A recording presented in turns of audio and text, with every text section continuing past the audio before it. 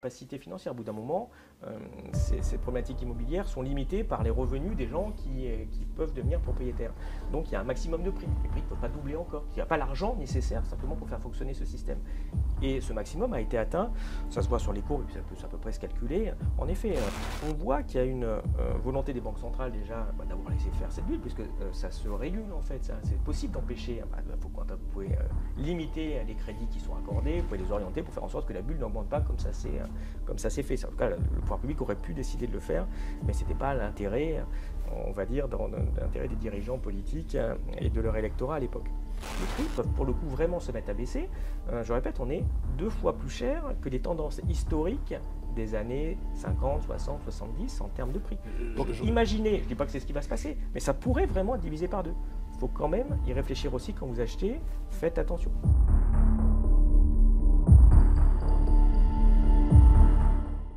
Bonjour à tous et bienvenue sur la chaîne des publications Agora. On se retrouve pour une nouvelle vidéo avec Philippe Béchade, rédacteur en chef de la Chronique Agora, notre newsletter économique. Et nous avons le plaisir d'accueillir Olivier Berruyer, éditorialiste économique et fondateur du média indépendant et lucide. Donc merci beaucoup d'avoir accepté notre invitation. Merci. Alors Olivier Berruyer, dans votre dernier article, vous faites le bilan de l'année qui vient de s'écouler et vous expliquez que 2023 a été marqué par une nette dégradation de l'activité économique française, notamment en raison de la hausse de l'inflation qui a été suivie par une hausse des taux significative, et que ce soit le moral des ménages, le climat des affaires ou encore la vision des directeurs d'achat, tous les indicateurs ont atteint des niveaux extrêmement bas en 2023. Donc dans ce contexte alarmant, comment se fait-il que la récession ne nous ait pas encore frappé de plein fouet ? La récession, elle arrive. En tout cas, on a eu un dernier trimestre qui a été en négatif. Donc, il faut qu'il y ait 2 trimestres de suite pour qu'officiellement ce soit une récession. Donc on voit qu'on y est. Bon, après, ce n'est pas des grosses récessions. On tangente le zéro, puisqu'habituellement, de façon toujours miraculeuse, on est toujours plus 0,1, plus 0, mais rarement en négatif. Les joies et les miracles des statistiques de l'INSEE. Mais en tout cas, oui, ce qu'on peut dire, c'est qu'il n'y a pas de gros effets massifs en termes de récession économique. Alors pourquoi? C'est assez étonnant, parce qu'on se dit quand même que tous les indicateurs sont à peu près mauvais, les autres étant plutôt catastrophiques. On se dit, c'est bizarre que ce ne soit pas plus dégradé que ça. En fait, la réponse est assez simple, c'est qu'on a un gouvernement qui a ouvert des vannes de façon gigantesque d'argent public. D'argent public non financé par des impôts, donc effectivement qui fait du déficit sur des montants aussi stratosphériques, et donc qui, miracle, font que l'économie ne souffre pas trop. Mais c'est vraiment sacrifier le futur pour essayer d'empêcher des petits ajustements au présent. Mais ça, la facture, on va voir dans les années, dans les décennies qui viennent, les conséquences que ça a. Et quelles ont été ces dépenses justement ? Alors, la plus grosse dépense, je ne sais pas comment on les compte, mais c'est essentiellement le soutien au prix énergétique, puisque les joyeuses politiques économiques et énergétiques menées ont fait qu'on est allé dans le mur en 2022 pour les raisons qu'on connaît. On n'a pas pu laisser des prix libres du gaz ou de l'électricité, puisqu'on a eu l'intelligence d'indexer l'électricité sur le prix du gaz. Pourquoi? Vous demanderez à Bruxelles. Et si on avait fait ça, les prix pour ceux qui se chauffent au gaz seraient devenus totalement insupportables. Donc c'est sûr qu'il fallait faire quelque chose, comme une crise exceptionnelle. Mais ça s'ajoute à des dépenses qui étaient déjà des niveaux ahurissants, beaucoup. Pour un espèce de, on pourrait dire, un traitement social du chômage, pour reprendre les critères un peu classiques. C'est-à-dire qu'on prend l'argent public pour payer des apprentis aux entreprises et on dit il y a moins de chômage chez les jeunes. Ah oui, c'est sûr, c'est normal, parce qu'en fait, on est en train de les payer à faire de l'apprentissage. Alors, il y a beaucoup à dire sur l'intérêt ou pas, la rentabilité ou pas de ce genre de truc. Ce qui est sûr, c'est que ça coûte très très cher.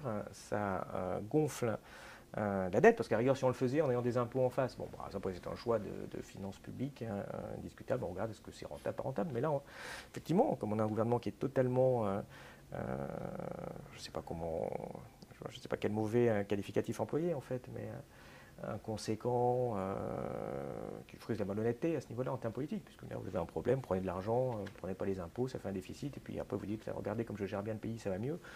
Non, ça va évidemment pas mieux, parce que vous avez une dette qui explose et qui va coûter de plus en plus cher. Pour bien se rendre compte, là on vient d'avoir le déficit 2023 officiel, pratiquement 180 milliards d'euros. Donc c'est des montants là aussi qui sont, voilà, qu'on a du mal à comprendre ce que ça fait en termes de montants. Mais on peut voir la conséquence, puisque c'est donc 180 milliards de dettes en plus. Il y a un joli taux actuellement de 3% d'intérêt, donc 3% sur 181 milliards. Vous voyez bien qu'on est à pas loin de 5-6 milliards d'intérêts en plus à verser tous les ans, pendant des décennies, jusqu'à ce qu'il y ait des problèmes, qu'on résolve le problème de la dette. Et donc 6 milliards, c'est le budget du ministère, je sais pas, de la culture, des ministères déjà. C'est juste une année du déficit qui fait ça. Et quand on regarde à Le Maire, à la fin de l'année, je suis plutôt content qu'il ait gardé son poste, non pas pour ses qualités de ministre, mais au moins pour bien rappeler que sans doute en novembre-décembre, je suis en train de calculer ça, il va atteindre ses 1000 milliards de dettes. Donc, monsieur 1000 milliards, comme c'est un record mondial, c'est la France, c'est français, c'est la gestion française. Donc 1000 milliards de dettes à 3%, vous avez donc vitam aeternam, 30, 40, 50 milliards d'intérêts en fonction des taux d'intérêt dans les années qui viennent. Cocorico. D'abord, on a la masse de dettes à refinancer maintenant, qui est la plus importante d'Europe. Donc c'est la troisième au monde derrière les États-Unis et derrière la Chine. Et bon, on est quand même troisième, on a détrôné les Italiens. Et puis 173 milliards de déficit. Rajoutons-y les 120 milliards du trou du commerce extérieur, ce qui veut dire qu'en fait on a des déficits jumeaux. Là aussi, cocorico, on est quasiment les seuls dans ce cas, puisque les Allemands, grosso modo, restent assez proches de l'équilibre et les Italiens dégagent ce qu'on appelle donc des excédents primaires. Nous, on dégage des gros déficits primaires. N'oublie pas les triplés, parce que ces derniers temps, on vient d'inventer la dette européenne, donc ça fait une couche de plus qui dépend toujours des Français. J'en profite pour rappeler d'ailleurs que chaque année, depuis que le Royaume-Uni a quitté l'Union européenne, la France en est de sa poche chaque année de 12-13 milliards. On verse 25-26 dans le pot commun européen. Il a fallu qu'on prenne évidemment en charge avec les Allemands une bonne partie de ce que les Britanniques ne versent plus. Et on nous reverse royalement derrière 14 milliards, dont 9 milliards pour nos agriculteurs. Donc, je rappelle que la PAC nous coûte 21 milliards et qu'on marchande 9 milliards de subventions à nos agriculteurs. Donc on est bien de notre poche, je le répète, de 13-14 milliards par an. Qu'il faut bien sûr financer, faire financer par le contribuable français. Voilà, donc ça c'est un petit peu pour situer la trajectoire de la France, plus le lest qu'on se trimballe dans le sac à dos, en plus de nos chaussures de plomb, et on n'a pas de croissance. Donc tout ça, ça va forcément bien se passer avec 115% de taux d'endettement. Maintenant, en ce qui concerne les boucliers tarifaires, le coût annuel, oui, c'est supérieur à 50 milliards. 50 milliards censés compenser en fait 100 milliards de coûts totalement artificiels liés simplement à la façon dont on calcule le prix de l'énergie et de l'électricité. Donc en fait, le français surpaye de 100 milliards. C'est une ponction de pouvoir d'achat. Et je ne sais pas si Olivier peut nous éclairer. Dans la poche de qui va cet argent? Alors, il y a un bénéficiaire, je le connais. Quand on augmente de 20%, 30%, 44% maintenant la facture d'électricité en 2 ans, c'est 44% de TVA en plus pour l'État. Donc là, je sais qu'il y a Bercy qui engrange. Mais la différence entre le coût du kilowatt qui est de 6-7 centimes et les 25 centimes qu'on paye, et encore c'est cadeau, parce qu'on nous explique qu'on devrait payer plutôt 33-34, cette différence de 1 à 5, j'aimerais comprendre dans la poche de qui elle va tomber. Ça reste quand même quelque chose. Je pense que si les gens le savaient, je pense que la grogne des agriculteurs à côté, ça serait une simple péripétie. Oui, bien entendu. Rappelons aussi que le coût va diminuer très largement en 2024 et cesser en 2025. Parce que déjà, Bruxelles l'a demandé, mais là je ne vais pas leur taper dessus, comme c'est le minimum. Comme on ne peut pas continuer à financer des montants pareils pour de la consommation un peu plus courante. En 1974, quand il y a eu le choc pétrolier, le gouvernement n'est pas venu en disant je vous paye l'essence en fait. Donc ça veut dire que le coût du bouclier va beaucoup se réduire. De toute façon, il va beaucoup se réduire. Il n'y a plus de bouclier gaz. Je rappelle que depuis le mois de juin, il n'y a plus de tarifs réglementés du gaz. Donc là, en fait, on est au prix du marché. Donc les copropriétés qui vont négocier cette année, croisez les doigts qu'il n'y ait pas encore un petit problème, genre le Golfe Persique, ce genre de choses. Je sais que c'est peu probable quand même, on est quand même une bonne gestion des relations internationales. Mais si ça arrive, il n'y a plus aucune protection. Alors bon, dans ce cas, ils en remettraient peut-être une. Mais on voit qu'on est dans un cercle vicieux de surendettement colossal.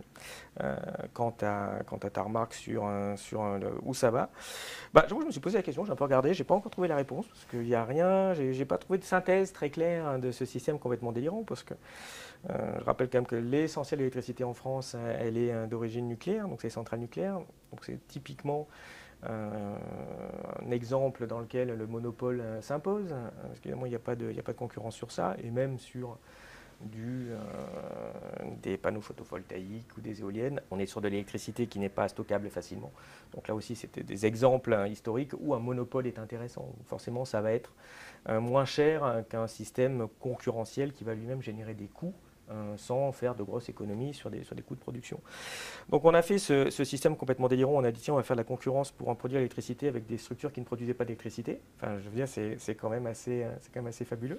Rappelons, excuse-moi, non mais vas-y, le système est complètement dingue en fait. Que ces opérateurs dits alternatifs, ils sont maintenant presque une centaine. 95% d'entre eux d'ailleurs ne font que produire des factures. Il y en a un ou deux qui doivent détenir un barrage et quelques éoliennes, mais les autres produisent juste des factures. Mais eux, par contre, ils peuvent se fournir en électricité à 42 € du mégawatt auprès d'EDF et ils peuvent le revendre 280. C'est une piste. Voilà. Donc pour revenir sur le sujet de la dette, comment ça se fait que les agences de notation, elles notent toujours pas de façon significative mal la France en fait? En fait, elle ne note pas de façon significative mal tous les grands pays, enfin, en tout cas en particulier États-Unis. C'est celui qui est le plus mal noté, le plus mieux noté à tort, dirons-nous. La France en fait aussi partie. Pourquoi Pour une raison assez simple, c'est qu'il y a une petite agence de notation qui s'appelle Egan Jones qui a essayé de bien noter en 2008, puisqu'en fait les agences de notation, il y a les trois grosses dont on entend souvent parler, S&P, Moody's, Fitch, mais il y en a d'autres petites qui essayent aussi de faire le travail. Et cette petite agence avait essayé a dégradé la note des États-Unis en 2008. Dans les 15 jours qui ont suivi, en fait, la SEC, les gendarmes des bourses, est venue chez eux, puis ils sont tapés des procès qui a consisté à la fin à une transaction où ils ont eu interdiction de noter pendant 2 ans la dette américaine. Ils ont mis personne en prison, par chance, et donc depuis, en fait, ils ne notent plus la dette américaine. Et personne n'a fini dans le lac avec les pieds dans le béton. C'est ça, mais en tout cas, depuis, ils ont dit, non, en fait, on ne va plus noter la dette des États-Unis, parce que, plus sérieusement, c'était sérieux ce que je dis, c'est que si vous notez correctement les pays, en fait, vous allez écrouler le système. Et comme les agences de notation font partie du système en étant des agences occidentales, eh bien, vous avez des notes qui sont beaucoup trop élevées. L'agence chinoise note bien les États-Unis, c'est un niveau à peu près proche du dégueulasse. Mais réciproquement, elle note très bien, l'agence chinoise note très bien la Chine. Oh, quelle surprise. Alors que les agences occidentales notent plutôt bien la Chine, c'est-à-dire moins bien. Il faut prendre la plus petite de toutes les notes en fait, pour avoir la bonne notation. Et là, vous voyez on est dans une situation qui est extrêmement compliquée. Je vais faire une transition, parce que la thématique du jour, ça reste quand même un petit peu l'immobilier. Je sais que Olivier a énormément travaillé là-dessus. Je vous engage à regarder d'ailleurs ces vidéos tout à fait éclairantes. C'est fouillé, c'est précis, c'est un régal. Est-ce qu'on a une bulle d'immobilier qui est en train d'éclater aujourd'hui ? Elle diminue, elle n'éclate pas pour le moment, alors elle se maintient et elle commence à baisser, mais on ne peut pas parler d'un éclatement puisque les prix n'ont pas baissé très très fortement jusqu'à présent. Et ce n'est pas dit qu'ils le fassent à court terme. À moyen terme, ce sera sans doute autre chose. Oui. Donc on doit s'attendre à quel type de baisse d'ici la fin de 2024 ? La baisse a été de 7-8% en 2023 et on anticipe à peu près la même chose en 2024. Ce qui va en fait simplement correspondre à la hausse qui a été causée par la très forte baisse historique des taux d'intérêt entre 2020 et 2022. Qui a été de plus 20, plus 25%. Donc on est en train simplement de corriger cette folie, parce qu'on était vraiment sur des niveaux de folie furieuse, pour revenir à des niveaux de 2015-2016, mais qui sont des niveaux qui sont à peu près au double du niveau historique des prix de l'immobilier en France sur très longue période. Et est-ce qu'il vaut mieux être locataire aujourd'hui ou comme acheter un bien, ça reste une priorité pour... Ça dépend, c'est une bonne question. Ça, justement, je me suis amusé sur Elucid l'année dernière à créer un simulateur pour rentrer toutes les données et voir quand est-ce que c'est plus rentable d'être locataire et d'être propriétaire. Alors, en fait, en théorie, évidemment, c'est toujours rentable d'être propriétaire, mais passer un certain temps. Et la question, c'est quel est ce temps-là quand vous êtes dans une période de folie immobilière comme on a eu, où les prix augmentaient très fortement tous les ans, en gros, en un an ou deux, c'est bon, vous avez rentabilisé le fait de passer de locataire à propriétaire. Quand ça va moins bien, ça peut être 5 ans, ça peut être 10 ans, ça peut être 15 ans.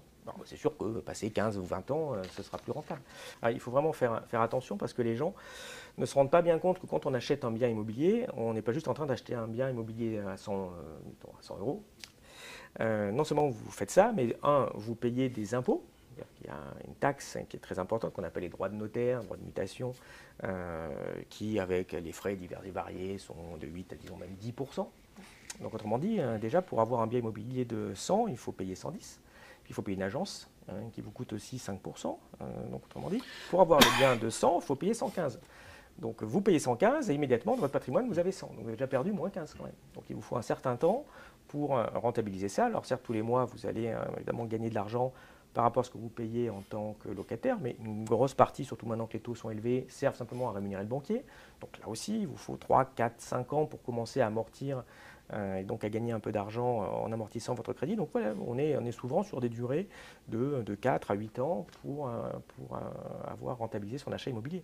Donc évidemment, il ne faut pas acheter et divorcer dans les 2 ans qui suivent. Ça, c'est des choses qui arrivent et surtout dans une situation où les prix baissent comme aujourd'hui, peuvent causer d'énormes problèmes financiers aux personnes qui ont emprunté de grosses sommes. Alors je précise que le coût moyen d'un prêt, c'est entre 200 et 250 000 euros ou dollars. C'est pareil aux États-Unis, on est à peu près sur les mêmes ordres de grandeur.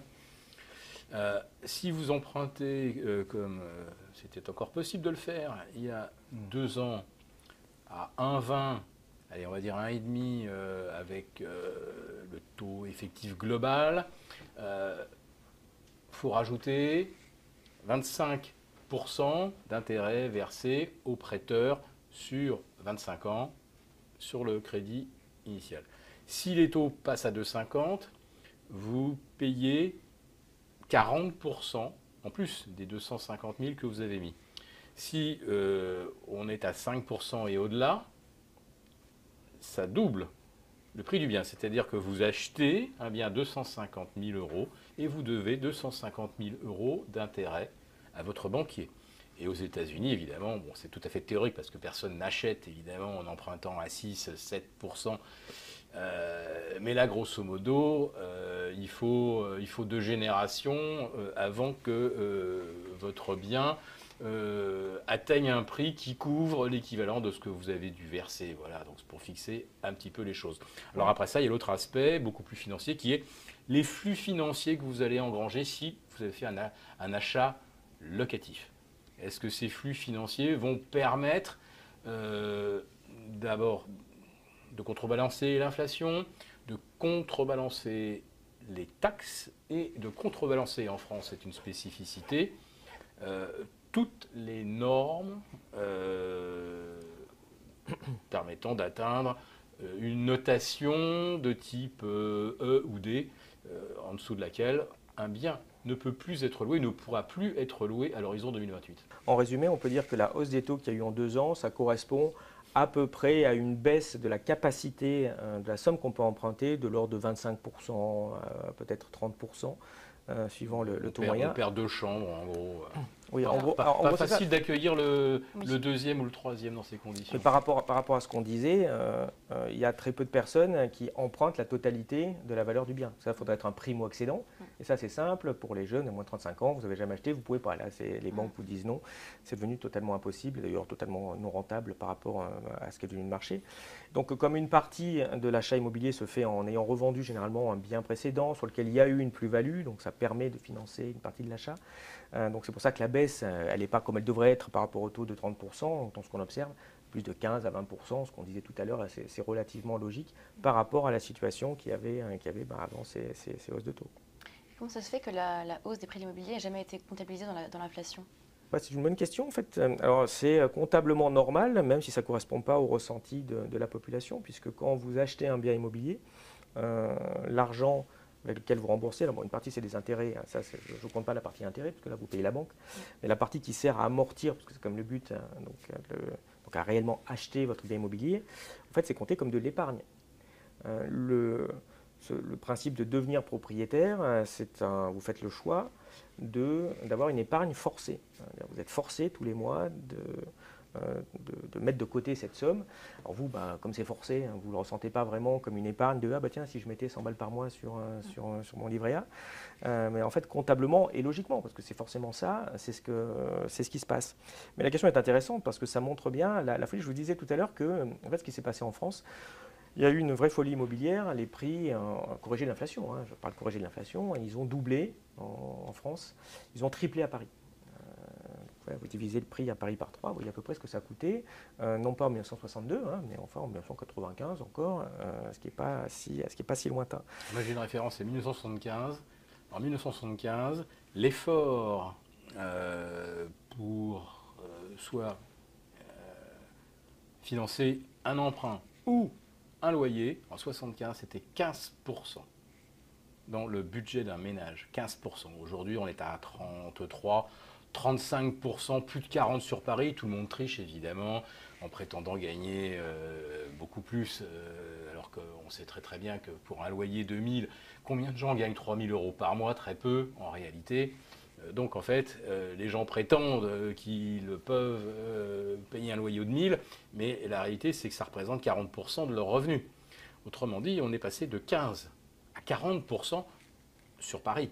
Oui, bien sûr. Et en province. Et donc l'impact INSEE, il est zéro. Quasiment zéro. Enfin, grosso modo, ça doit représenter 8% du budget. Alors que la réalité, c'est 40%. Donc effectivement, les Français n'ont plus d'argent, c'est évident. Ça se voit bien sur la durée moyenne des crédits qui a explosé, puisque dans les années 80-90, la durée moyenne était de 12, 13 ans, peut-être 15 ans pour acheter son logement. Non, là, maintenant, vous êtes à 22 en moyenne, et la moitié des gens ont pris 25, et qui est la limite d'ailleurs légale qui a été mise en place. Mais donc on voit que tout ce système... j'ai une approche un peu, qu'on n'entend pas très souvent, mais qui me semble assez intéressante, en tout cas à moi à partager. Après, vous verrez ce que vous en pensez. Cette histoire de doublement, c'est une vraie, pour le coup, ça c'est une vraie charge sur l'économie, puisqu'on est rentré, on a laissé faire. Quand je dis qu'on a laissé faire, la Banque centrale, les autorités politiques ont laissé faire cette bulle immobilière. Je dis qu'il y a eu cette forte hausse en France, on n'a pas été les seuls. Il y a une bulle en Espagne, on a entendu parler. La bulle aux États-Unis, on a entendu parler. La nôtre fait partie des plus importantes. En tout cas, on va dire que dans les grands pays, est comparable à peu près à ce qui s'est passé aussi en Angleterre. Donc là, France, Angleterre, c'est la moitié des pays sur lesquels les prix ont beaucoup, beaucoup monté. Mais en 2008, dans la plupart des pays, et en particulier aux États-Unis et en Espagne, les prix se sont vraiment cassés la figure, sont revenus à des niveaux un peu plus corrects. Et puis, il y a eu une nouvelle bulle qui a généré. Enfin, on voit donc avec ce système-là, dans ces pays, il y a de nouveau une bulle qui s'est formée, un peu comme elle était en 2008. Mais nous, en fait, il y a eu la bulle et la bulle ne s'est jamais écroulée. En fait, elle s'est même reformée encore. Donc c'est vrai qu'on a une progression des prix depuis l'an 2000 en fait. Donc ça fait plus de 20 ans que les prix augmentent tout le temps. Donc on a l'impression que c'est super l'immobilier, c'est sûr, d'investir. Puis ça alors au bout d'un an, ça j'ai rien fait. L'appartement est même un tout petit peu plus dégueulasse et il vaut plus cher. Alors c'est sympa comme truc par rapport à certains investissements. Ce qui n'a jamais été le but non plus d'un investissement immobilier. C'est pas fait normalement, au moins pour conserver l'argent qu'on y met dedans. Mais enfin c'est pas censé dire tiens j'ai doublé le prix de mon appartement, j'ai rien fait dedans. Enfin c'est un enrichissement sans cause qui a vraiment affecté toute une génération. Alors ceux qui sont concernés vont dire j'ai acheté un appartement 300 000, il vaut 600 000, c'est plutôt bien comme système. Enfin, si on raisonne comme ça, vous vous dites à la rigueur pour celui qui est propriétaire, oui. Mais pensez bien, même pour celui qui est propriétaire, bien sûr qu'il va se dire mon apport 300 000, il vaut 600 000, c'est bien. Mais il y a une conséquence. C'est-à-dire que l'appartement que doit acheter ses enfants, il coûte plus 300 000, il coûte 600 000. Donc déjà, quand vous raisonnez comme ça, vous vous dites c'est peut-être pas si intéressant que ça ait autant augmenté. Et on voit qu'on a une ponction en fait sur l'économie, puisqu'on n'a pas le choix quand on devient propriétaire. Il faut mettre cet argent de côté, c'est une épargne forcée. Après, l'INSEE vous dira c'est une épargne, tant mieux, c'est l'argent que vous avez mis de côté. Mais ce n'est pas vraiment de l'épargne non plus. Ce n'est pas du tout la même chose d'avoir gardé son appartement qui valait 300 000 et de dire il vaut toujours 300 000. Et puis comme ça vaut moins cher, je l'ai acheté moins cher, j'ai vu ce genre de choses, je paye moins cher l'immobilier, donc en fait j'ai plus d'argent tous les mois. Pour le coup, je vais mettre de l'épargne de côté, mais de l'épargne financière sur mon livret. C'est pas pareil d'être passé dans une situation où j'ai un appartement à 300 000. Et puis, 20 ans plus tard, j'ai un appartement à 600 000. dans une situation où 20 ans plus tard, l'appartement il vaut toujours 300 000, mais j'ai 300 000 de côté, puisque forcément, grâce à ces systèmes, je me suis mis de côté, j'ai de l'épargne. Vous pouvez utiliser cette épargne-là. L'épargne que vous avez stockée dans votre appartement, mais en vrai, elle ne sert à rien. En tout cas, quand c'est votre résidence principale et que vous vivez dedans, votre appartement à 600 000, vous n'allez pas dire, bon, c'est les enfants, ils ont 15 ans, c'est sympa, on va faire un super voyage en Égypte, bon, on va vendre la porte des toilettes. Mais ça ne se fait pas comme ça, en fait, en général. Il ne sert à rien, cet argent. Vous allez en bénéficier, même quand vous revendez, mais quand vous revendez l'appartement, généralement, vous en rachetez un autre. Alors peut-être qu'en effet, quand vous commencez à avoir 70 ans, vous allez acheter plus petit. Là, vous allez commencer à générer en effet une vraie somme financière. La plupart de ce qui se passe d'ailleurs maintenant, si vous avez les boomers qui partent en maison de retraite, ben pour le coup, alors là, ils vont vendre, ils vont faire une plus-value colossale, je répète, non taxée. Ces plus-values-là sur la résidence principale, on a décidé politiquement qu'elles n'étaient pas taxées. Si elles avaient été taxées, en fait, la différence de taxe se serait répercutée immédiatement sur les prix. Donc, en fait, ça n'aurait pas changé grand-chose pour la personne qui achète, sauf que les prix seraient plus bas. Et les gens qui ont 25 ou 30 ans, ils pourraient peut-être se dire, ben, un jour, je vais quand même acheter quelque chose qui ne soit pas juste un T2 à Villetaneuse, dans la rue des dealers, en fait, parce que je peux me payer que ça. Donc, ce système-là, c'est une ponction sur l'économie qui est totalement improductive, où vous avez gâché cet argent. En vrai, la plupart de l'argent, vous allez le gagner. Même les boomers dont je parle, ils vont l'avoir le jour où ils partent en EHPAD. Waouh, super! En 7 ans, serrez la ceinture toute la vie pour payer ce truc-là. Donc ça, c'est une ponction sur l'économie. L'argent que vous mettez tous les mois dans votre remboursement, vous dites, on s'en fout si l'épargne, c'est pour vous. Ouais, mais je l'ai mis là. Moi, j'aurais préféré partir en vacances, pas aider mes enfants. Vous ne pouvez pas utiliser cet argent-là. Ce que je veux dire, c'est que ça ne se passe pas comme ça en Allemagne. En Allemagne, on a dit, tiens, ça va un peu mieux, parfois ils ont un peu plus de croissance. Bah oui, mais c'est sûr qu'ils ont des gens. Bah, quand nous, on paye 2 000 € par mois pour rembourser dans une banlieue parisienne un peu sympa un crédit, bah, l'Allemand, il va payer 1 000. Bah, ça fait 1 000 de plus tous les mois. Ouais. On peut occuper un appartement assez sympathique, confortable, pour 700 ou 800 €. Bah, c'est un peu augmenté à Berlin, mais il fut un temps, moi j'y suis allé, les loyers étaient absolument hallucinants. Ce serait cru dans une petite bourgade de province en termes de tarifs par rapport à une banlieue quelconque de Paris. Je ne parle même pas des beaux quartiers. Donc en Allemagne, il y avait un reste à vivre après le loyer ou après le paiement de la mensualité. C'est vrai que les Allemands roulaient dans de belles voitures et tout, ils étaient bien équipés chez eux. On se disait, est-ce qu'ils sont aussi riches que ça? Est-ce qu'ils gagnent autant d'argent? Donc, effectivement. Ça aide, non? Là, c'est en train quand même de se rééquilibrer. Berlin commence à coûter cher, Munich coûte cher, enfin voilà. On est très loin d'un prix parisien. Oui, on est à un prix lyonnais, on va dire lyonnais. Grosso modo, ou marseillais. Ça, la moyenne à Paris, bon, là, ils se réjouissent en disant ça vient de dépasser, à la baisse, légèrement les 10 000 € le mètre carré, en moyenne à Paris. Donc, attends, 18-19 arrondissements. Donc, autrement dit, je ne parle même pas des très beaux quartiers parisiens, mais c'est 12 000, 13 000 € pour avoir la surface de cette table à Paris. C'est-à-dire dans un endroit, bon, ok, c'est Paris, mais enfin, c'est pas non plus des conditions de vie vachement sympas, avec le bruit, la pollution, les rats. Alors, il y a 3 bars sympas, mais enfin. On nous parle du blocage de Paris par les agriculteurs, c'est même pas la peine. Hidalgo, elle s'en charge déjà de bloquer Paris, ça fait déjà des années. Je voulais rebondir là-dessus. Je dis, alors. Si les prix de l'immobilier, ça monte, et puis que c'est de l'argent gâché ou que c'est de l'argent stérilisé, j'ai quand même le sentiment que ça avantage quand même quelqu'un dans l'histoire. Et pourquoi les banquiers centraux ont laissé se gonfler les bulles? Alors je donne une petite piste quand même. À Paris, 50% de l'immobilier locatif, je crois que c'est même un petit peu plus que 50%, est détenu par 5% de propriétaires. Et eux, ils n'ont pas le problème de se dire faudra que j'achète un appartement pour le petit, pour les enfants, pour le petit dernier. Ils ont déjà des immeubles. Et là, eux, quand le mètre carré à Paris passe de 6 000 à 18 000 dans le Marais, eux, ils ont vraiment gagné 3 fois leur mise. Là, ceux-là sont les vrais gagnants. Oui, bien sûr, ça fait partie des problèmes aussi d'inégalité qui sont très fortes entre la propriété immobilière. Et cela ne se voit jamais refuser un prêt par un banquier. Quand vous avez 4-5 immeubles dans Paris, vous en rachetez un. Même quand tu prends le patrimoine des membres du gouvernement, tu vois qu'ils ont tous généralement des gros biens immobiliers. Donc c'est sûr qu'ils oublient souvent de déclarer, parce que c'est vrai qu'ils en ont tellement qu'à un moment, on a du mal à tout mémoriser. Oui, surtout ouais, chez certaines. Mais bon, voilà, cette problématique, hein, c'est quand même quelque chose qui coûte très très cher à l'économie. Et par rapport à ce que je disais tout à l'heure, il faut bien voir que, alors je répète, hein, pour un primo-accédant, c'est quasiment impossible. Donc je ne sais même pas comment la génération là, qui a moins de 35 ans, j'ai même 35 ans, mais même cadre, ça devient compliqué pour avoir un bien sympa, hein. Il faut voir ce que ça va faire, hein, en termes de, je pense, de traumatisme entre guillemets générationnel, hein, quand les gens vont voir, attendez, mais les boomers là, ils ont eu des fortunes, parce que ce doublement des prix de l'immobilier, ce n'est possible qu'une fois. On ne va pas recommencer. Ceux qui achètent là, vous ne dites pas ça aura doublé comme mamie dans 20 ans ou dans 30 ans. Absolument pas. Ce système a vraiment atteint son maximum en termes de gestion déplorable, mais là aussi, comme tout, hein, de quoi que vous regardez, de toute façon, ces gens, dès qu'ils ont touché à l'hôpital, à l'école, à l'armée, à la police, au truc, à l'immobilier, vous avez une catastrophe à la fin. C'est quand même une vraie cohérence, il faut la saluer quand même, hein. Ce système-là a permis donc cette bulle qui a atteint un maximum. Il y a un maximum de capacité financière. Au bout d'un moment, ces problématiques immobilières sont limitées par les revenus des gens qui peuvent devenir propriétaires. Donc il y a un maximum de prix. Les prix ne peuvent pas doubler encore. Il n'y a pas l'argent nécessaire simplement pour faire fonctionner ce système.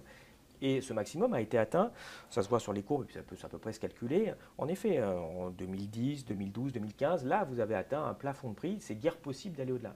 Alors, vous demandez, on a réussi, pourquoi? Parce qu'on a passé les taux qui étaient quand même à 3-4%, c'est-à-dire des taux normaux, on les a passés à zéro, hein, pendant, en 2018, 2019. La Banque centrale s'est dit, ah, l'inflation est trop basse, il faut que je fasse quelque chose. Super, ouais, bravo, effectivement, elle est plus basse, l'inflation, en ayant imprimé des milliers de milliards. Et donc, en faisant cette petite mécanique, vous êtes arrivé à remonter un tout petit peu encore les prix de l'immobilier qui ont atteint de nouveau un maximum en 2022, ça ne pouvait pas aller au-delà. Et comme les taux reviennent à un niveau normal, le prix revient au niveau de 2015. Donc, on voit qu'il y a une volonté des banques centrales déjà d'avoir laissé faire cette bulle, puisque ça se régule en fait. C'est possible d'empêcher. Vous pouvez limiter les crédits qui sont accordés, vous pouvez les orienter pour faire en sorte que la bulle n'augmente pas comme ça s'est fait. En tout cas, le pouvoir public aurait pu décider de le faire, mais ce n'était pas l'intérêt, on va dire, l'intérêt des dirigeants politiques et de leur électorat à l'époque. Enfin, on voit qu'on est arrivé à un maximum. Ce qu'il faut bien comprendre, parce que c'est important pour savoir ce qui va se passer dans la suite. Comme je l'ai dit, bon, les primo-accédants, on oublie, ils ne peuvent pratiquement plus rien acheter de sympa. Donc la plupart des achats immobiliers se font de deux façons, par le crédit et, je l'ai dit, par la revente du bien précédent, mais donc par la plus-value générée par le bien précédent. Donc c'est ça qui permet d'acheter. Vous avez la plus-value, en fait, ce n'est pas vous qui avez payé, c'est encore c'est un Ponzi, hein, ce système-là. C'est la plus-value qui paye et c'est votre crédit qui paye. Comme on a atteint un plafond, même le plafond est en train de baisser, même si on revient à quelque chose, ça veut dire que dans 5 ans, il y aura moins de plus-value.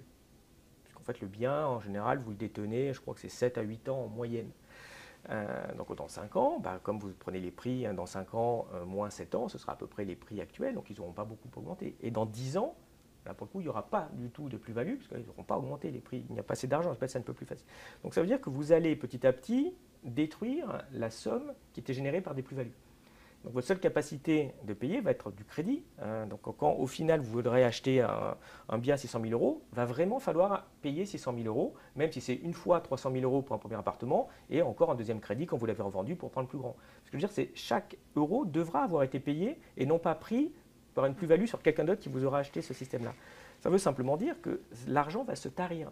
Donc forcément, les prix ne vont pouvoir que baisser un petit peu dans les 5 ans, dans les 10 ans, dans les 15 ans qui viennent, sachant qu'en plus un deuxième phénomène va avoir lieu, qui est les décès du baby-boom qui augmentent. Et vous regardez, vous avez une courbe de décès qui est en train, pour des raisons démographiques, d'augmenter à partir de maintenant. Donc, en fait, il y a de plus en plus de natalité qui chute. En plus, mais ça, la natalité, c'est pas elle qui va jouer. Ce qui va jouer, c'est vraiment la mortalité brute, parce que la mortalité, certainement dit, c'est des héritiers qui vont revendre un appartement. Donc, c'est-à-dire que le nombre de reventes d'appartements à cause de décès va augmenter. Donc, il va y avoir plus de vendeurs demain qu'aujourd'hui. Plus de vendeurs, moins d'argent, les prix. Je ne suis pas Madame Irma, j'en sais rien. Mais prix, normalement, il devrait baisser. Peut-être que par miracle, s'il tire encore, ça se sera stagne. Mais ça ne pourra plus monter. Donc en tout cas, tous ceux qui sont en train d'acheter là, il faut bien se dire, attention, vous n'allez pas faire de grosses plus-values dans les 10 ans. C'est comme rentable d'acheter. Au moins, vous n'aurez plus de loyer à payer dans les ans qui viennent. Mais attention, on va rentrer dans un nouveau monde. C'est un nouveau système qui va se mettre en place, où dans le meilleur des cas, ça va rester flat. S'il y a des problèmes économiques dans les 5 ans, dans les ans qui viennent, si on se fâche avec la Chine, s'il y a ce genre de trucs, les prix peuvent pour le coup vraiment se mettre à baisser. Je répète, on est 2 fois plus cher que les tendances historiques des années 50, 60, 70 en termes de prix. Donc imaginez, je ne dis pas que c'est ce qui va se passer, mais ça pourrait vraiment être divisé par deux. Il faut quand même y réfléchir aussi quand vous achetez, faites attention. On peut partir de l'hypothèse que ça reste stable, mais ne partez pas de l'hypothèse que vous allez faire, je répète, comme les boomers, et que oh bah, ça va être bien, maintenant les prix vont monter tous les ans, j'ai plus de problème. Je vais rebondir là sur une de tes phrases. Vous êtes propriétaire, c'est rentable, vous ne payez pas de loyer. Mais est-ce qu'on est absolument certain que les propriétaires ne vont pas un jour devoir payer un loyer à l'État ou sous une forme ou une autre? Je me rappelle des propositions de Terra Nova allant dans ce sens. Et puis il paraît qu'à Bercy, ils planchent sur le fait que finalement l'État, c'est bien l'ultime propriétaire des terrains sur lesquels tout est bâti, et que l'État pourrait demander éventuellement une contribution à l'occupant. Moyennant quoi l'État, bon prince, et dans son immense générosité, offrirait des terrains à bâtir moins cher aux promoteurs. Mais après ça, faudrait payer quand même. Hein. Je vais réagir sur ça d'ailleurs pour apporter un peu de contradiction et me faire quelques ennemis. Alors, déjà, il y a quelques faits. Ce dont tu parles, ça s'appelle des loyers fictifs. Oui. Donc, autrement dit, ça veut dire que quand vous êtes propriétaire d'un bien, si vous louez ce bien, en théorie, vous pouvez avoir 1 000 € de loyer. Vous habitez dedans, donc vous ne payez pas 1 000 € de loyer. Alors, ça, c'est ce qu'il faut savoir. Ça existe déjà. Dans la comptabilité, dans le PIB, on compte les loyers fictifs. C'est-à-dire qu'on considère que l'appartement dans lequel vous habitez vous fait un revenu de 1 000. Ça compte dans le PIB, en fait. C'est argent qui n'existe pas. C'est des choix comptables pour équilibrer. Mais en fait, les loyers fictifs, ça existe déjà dans la comptabilité. Alors après, la question, en effet, il y a des travaux qui ont lieu pour taxer ces produits fictifs, simplement en disant, comme c'est un espèce de revenu que vous avez en nature, eh bien, on va mettre ça dans votre impôt sur le revenu, vous allez payer 10, 20, 30% de ce montant-là en impôt. Alors, effectivement, tu dis, bon, c'est dégueulasse, on va tondre les propriétaires. Après, ça dépend comment c'est fait. Moi, c'est pas forcément quelque chose qui me choque, mais ça dépend comment c'est fait.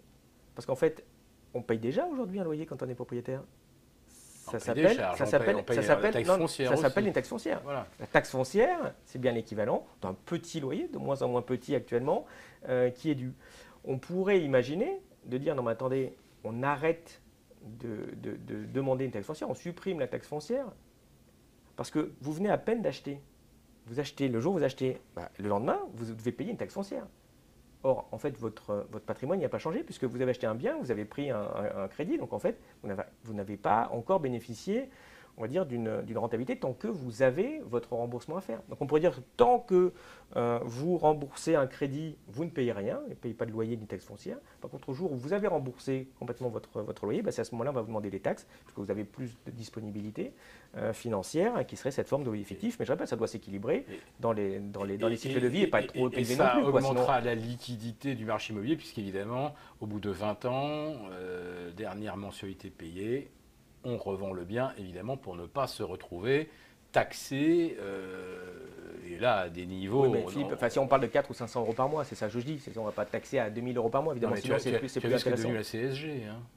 Oui, non, mais d'accord, mais là, tu vois, la taxe foncière... On commencera en disant, on va mettre 5% de taxes, mais je suis sûr qu'au bout de pas longtemps, et avec les déficits que la France accumule, on dira, bon, ça, c'est de l'argent qu'on prélève sur de l'argent stérilisé, et la taxe passera de 5 à 15, voire 20, très très vite. Tu as sans doute raison, mais là, je vais faire encore mon espèce un peu par la rigueur, mais quand Bruno Le Maire il fait 180 milliards de déficit en 2023, je ne sais pas, il faut bien se rendre compte, je sais que ça semble lointain machin, ça veut dire que le législateur s'est engagé un jour à lever 180 milliards d'impôts.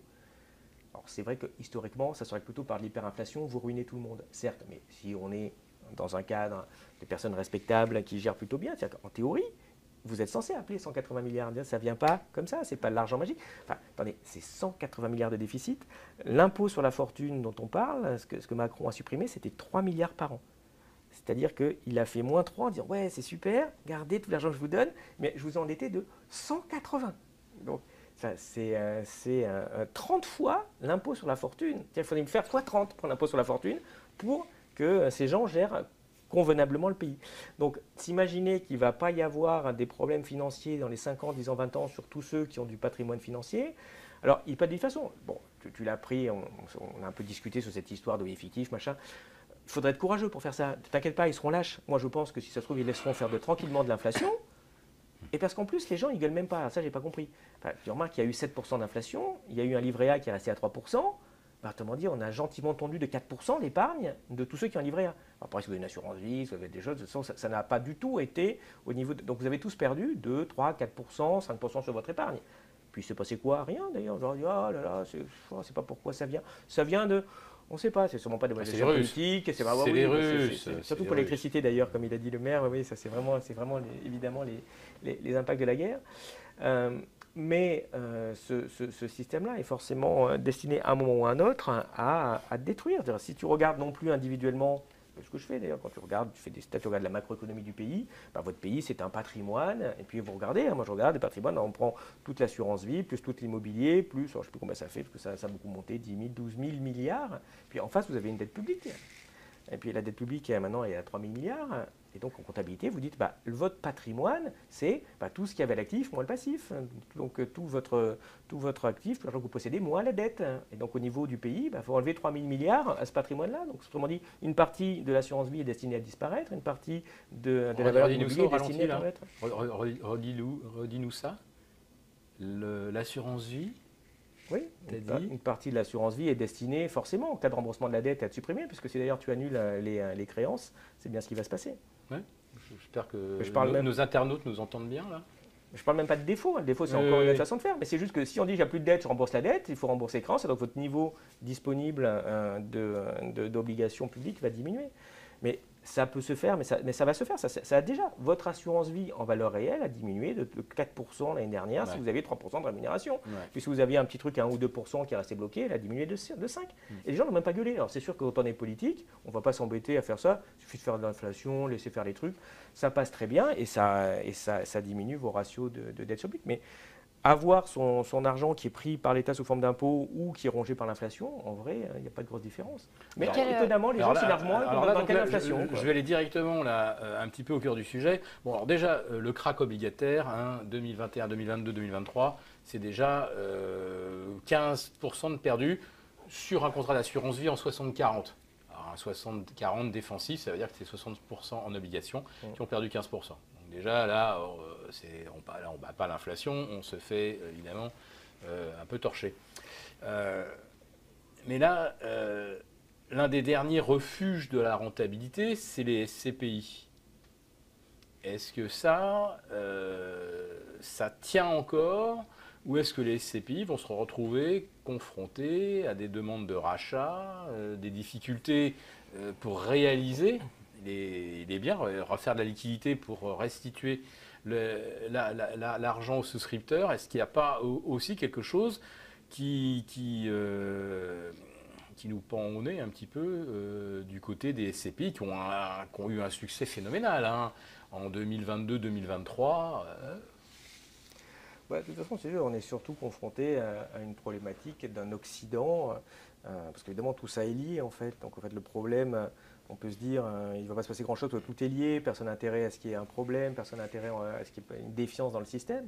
Mais sauf que vos ratios d'endettement, vos dettes ne cessent d'exploser. Donc toutes les crises économiques passées, quand vous regardez ce qu'on dit d'ailleurs les grands économistes de l'époque, ça a toujours été causé par des excès d'endettement. C'est quand même à se taper la tête contre les murs. Si vous regardez 29, si vous regardez 1860, je ne sais plus, 4, vous aviez déjà des gros problèmes d'endettement. Et là, ce n'est pas un gros problème, c'est un problème c'est une baleine d'endettement. Alors, d'un côté, vous voyez ça, vous dites, mais ça peut que mal finir. D'un côté, vous dites, mais c'est tellement gigantesque, que peut-il se passer? Mais vous voyez que vous allez vers... Vous avez une situation d'un surendetté. Enfin, vous prenez n'importe quel Français qui est surendetté. La définition du surendettement, c'est que ce n'est pas de l'endettement, c'est du surendettement. Donc, on ne peut plus en sortir, en fait. Il n'y a qu'une façon, c'est de diminuer votre dette, sinon vous ne pourrez jamais vous en sortir. C'est exactement ce qui se passe. J'ai publié jeudi une étude de la dette américaine sur Elucide, qui est... c'est déjà, d'être français, c'est pas mal, mais la dette américaine, là, c'est grandiose. Mais il y a quand même une différence. Outre qui gère plus mal encore, mais enfin bon, c'est le privilège de l'Empire, c'est qu'ils sont un poil plus honnêtes. C'est plutôt pas mal fait en termes de prévisions, et ils ont même fait des prévisions à 30 ans. qu'ils ont vraiment la prévision d'endettement public jusqu'en 2053. Par le CBO, c'est l'Office du Congrès indépendant qui fait bien les choses. Ils n'ont pas du Bruno Le Maire qui vous dit l'année prochaine la dette j'arrête et puis il a encore fait 180 milliards, désolé, c'est pas ma faute. Mais ça fait quand même 8 fois que tu nous fais le coup là Bruno, donc c'était pas capable en fait, faut le dire. Et ils le disent très bien aux États-Unis et j'ai fait ce graphe, vous voyez déjà l'endettement qui est exponentiel puisqu'ils sont au niveau de l'État fédéral à 110 de mémoire de dette. Et ils vous ont gentiment prolongé le 110 jusqu'à 200% de la dette publique avec un joli trait en vous disant, attendez, il est hors de question qu'on arrête ce système-là. Pourquoi c'est normalisé en fait? Pourquoi on banalise le fait de s'endetter toujours plus? Parce que pour ça, c'est un cas classique de toutes les crises, c'est qu'on se dit jusque-là tout va bien. Ça a marché jusqu'à présent. Ça a bien marché un an de plus. D'ailleurs, j'avais fait une interview du regretté Francis Maire, ministre de l'économie de Chirac, qui me racontait que, je crois que c'était en 2000, oui c'est ça, forcément, en 2002-2003, il va voir Chirac et dit Jacques, là il faut faire quelque chose, il faut faire un petit plan. Alors, j'aime pas le mot austérité, mais enfin, on va essayer quand même d'arrêter les conneries un petit moment. Tu avais un petit peu, t'inquiète pas, on va faire ça, on va faire ça. Puis là, tu dis, oh là, il va y avoir des problèmes. Il lui dit cette phrase, mais qui d'un côté est logique et rationnelle. Je lui dis, Francis, ça dure depuis 20 ans, ça va bien durer encore un an de plus. Mais oui, ça dure un an de plus, puis on trouve l'argent, puis l'agent de notation, vous avez toujours mis un triple A quand vous êtes aux États-Unis, ou alors un double A plus maintenant. Et donc vous vous dites, oui, mais ça va continuer. Puis à un moment, non, ça ne continue plus parce que tout d'un coup, on a décidé que, je sais pas moi, qu'on allait se fâcher avec la Chine, puis qu'il allait y avoir un conflit à Taïwan, ou qu'on allait se fâcher avec je ne sais pas quel pays encore. Tiens, on va aller bombarder l'Iran. Ils sont capables en ce moment, une jolie campagne au Congrès, au Sénat, pardon, pour aller bombarder l'Iran. Bon, avec des conséquences qui sont sans doute sympathiques si ça se produit.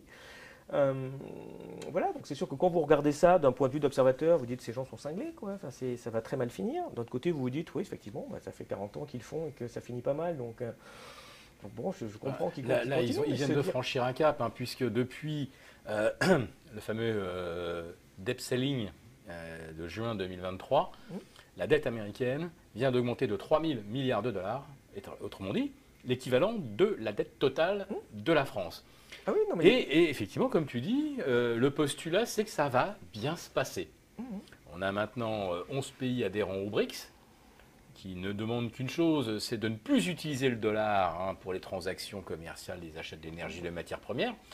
Et la demande de dollars, c'est ce qui est la base de l'apport de liquidité pour combler la dette américaine.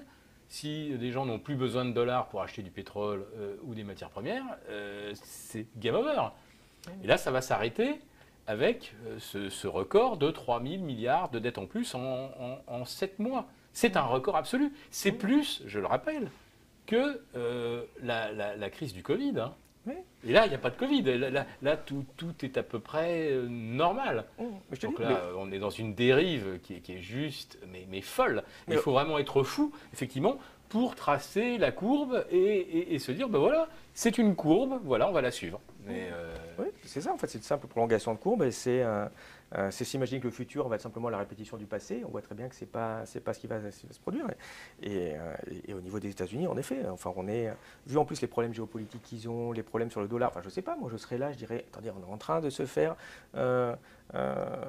haïr par l'ensemble de la planète. On voit que les BRICS sont en train d'essayer de s'organiser sans le dollar. On voit que le dollar, c'est fondamental pour les États-Unis, leur influence par le dollar. Bon, c'est super sympa d'avoir cette influence contre les États-Unis. On devrait se dire, putain, je vais gérer ça au poil pour que surtout ça continue le plus longtemps possible. Les types, ils passent leur temps à vraiment taper dans le système jusqu'à ce que ça explose. Mais je te dis, regarde l'article sur Elucide, quand tu vois, en 2023, tu parles de ces 3 milliards, c'est plus de 6% du PIB de déficit. 6% du PIB. Je reviens à votre question du début, comment ça va? C'est sûr que quand il y a un PIB de 100 et qu'on dépasse 106, le PIB il se porte plutôt bien, quoi. C'est sympa parce qu'on parle du PIB, c'est la valeur de la production, mais c'est la valeur des revenus. Comptablement, c'est la même chose. C'est sûr que si tu donnes 106 de salaire qui viennent de n'importe quoi, c'est sûr que tu arrives à faire 100 de dépenses et que ça se porte plutôt bien. Là, on a passé la barre des 7 et on vient d'avoir les derniers chiffres du PIB américain, c'est 3,3. Nous, ça nous fait rêver, puisque en France, on est à moins 0,1, peut-être même moins 0,3. Ils sont à 3,3, mais plus 7 pour 3,3 de PIB, ça veut dire qu'ils investissent, ils impriment $2 pour en créer un. Oui, bien sûr. C'est juste là où on est. D'où l'anticipation que, comme il va plus y avoir assez d'épargne mondiale pour financer la dette américaine, ils vont faire comme les Japonais. Ils vont monétiser. Donc là, par contre, là, je reviens, tu me vois venir certainement. Si d'un seul coup, on n'a plus confiance dans le dollar ou l'euro parce qu'on va en imprimer des kilotonnes, alors comment on se protège? De l'or et pourquoi pas de l'immobilier?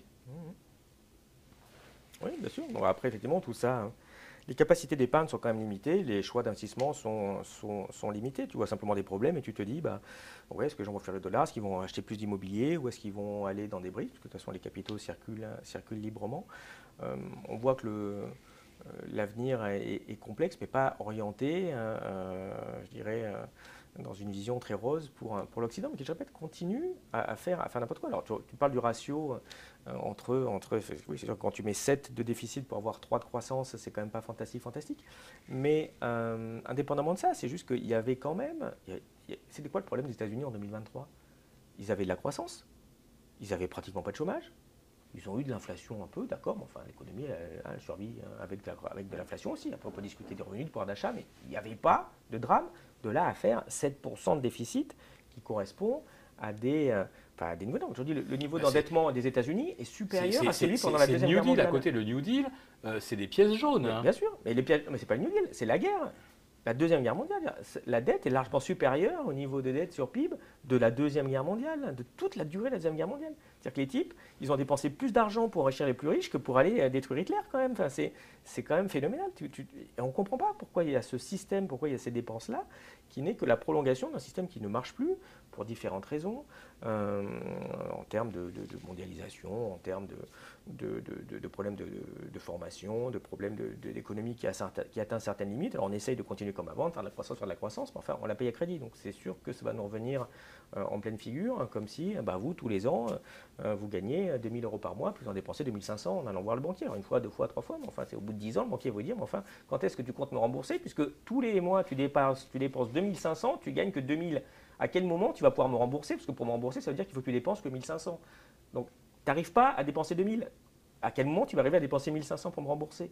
Ouais, ce système est assez surprenant, mais effectivement, enfin, là, on en parle tranquillement. Moi, je suis persuadé que dans 30 ans, il y aura des gens qui diront, mais qu'est-ce qu'ils étaient cons en 2023? Les mecs qui pensaient que ça allait bien finir, en fait, ce système-là. Mais enfin, tout comme on regarde, nous aussi, les types qui s'endettaient en 1928 pour acheter des actions en disant mes actions, ça monte tout le temps, donc il n'y a pas de problème. Enfin, je peux mettre ma fortune sur de la dette pour acheter des actions qui doublent, c'est bien. Puis ouais, quand ça divise par deux, ça marche moins bien. Justement, comment ça se fait que la bourse soit autant décorrélée de la réalité économique? Bon, ça, on pourrait demander à monsieur Bourse, parce que le système est plus. C'est devenu un casino spéculatif qui est tenu par quelques grosses banques qui font le marché, qui de temps en temps vont plumer quelques pigeons. Mais bon, il y a quelques-uns qui gagnent de l'argent, donc heureusement, il y a toujours des pigeons qui viennent. Enfin, c'est en gros ce qui se passe. Les prix sont administrés. Oui. À partir du moment où, depuis 2009, les banques centrales ont décidé qu'elles fixaient de façon souveraine et arbitraire le coût du risque, à partir du moment où c'est plus la fonction du marché de deviner le coût du risque. C'est ça l'économie de marché. C'est déterminer le coût du risque, déterminer quels sont les investissements pertinents et ceux qui ne le sont pas. Donc aujourd'hui, qu'est-ce que fait le marché? Il se contente simplement d'allouer de la liquidité. Et cette liquidité, depuis juin 2023, elle est de nouveau surabondante. Alors c'est de la dette, c'est archi malsain, mais c'est le carburant qui fait monter les cours. Des cours qui ne conviennent à personne. Ceux qui achètent, ils achètent parce qu'ils sont obligés, parce que dans leur mandat, ils ne peuvent pas garder de la liquidité, un asset manager, un BlackRock, un Vanguard. Il y a de la liquidité dans le système qui, à 99%, est entre les mains des 1% les plus riches. Hein, ce n'est pas la liquidité du peuple, hein. C'est la liquidité des plus riches d'entre les plus riches. Donc ils sont obligés d'allouer cette liquidité. Donc aujourd'hui, il y a un schéma qui est presque invariant, hein. C'est 60-40, 40-60, hein, on ne sort pas de là. Donc la liquidité, vous l'allouez, donc ça fait monter les cours. Même si les fondamentaux sont dégueulasses, qu'est-ce qu'on observe? On observe ce qu'on appelle une expansion des multiples. Les GAFAM, leurs multiples, il y a 4 ans, c'était 25. Aujourd'hui, c'est 50. Mais ça peut être 75 en 2025. J'en sais rien. Pourquoi pas? Nvidia, ça se payait 10 fois le chiffre d'affaires il y a 3 ans. Ça paraissait déjà complètement disproportionné, puisque même pendant la bulle des dot-com, hein, au plus fort de la bulle des dot-com, mars 2000, France Télécom, Alcatel, ST Micro, ça s'est jamais payé 10 fois le chiffre d'affaires. Là, Nvidia, maintenant, ça se paye 25 fois le chiffre d'affaires, qui est de 60 milliards si tout se passe bien en 2024.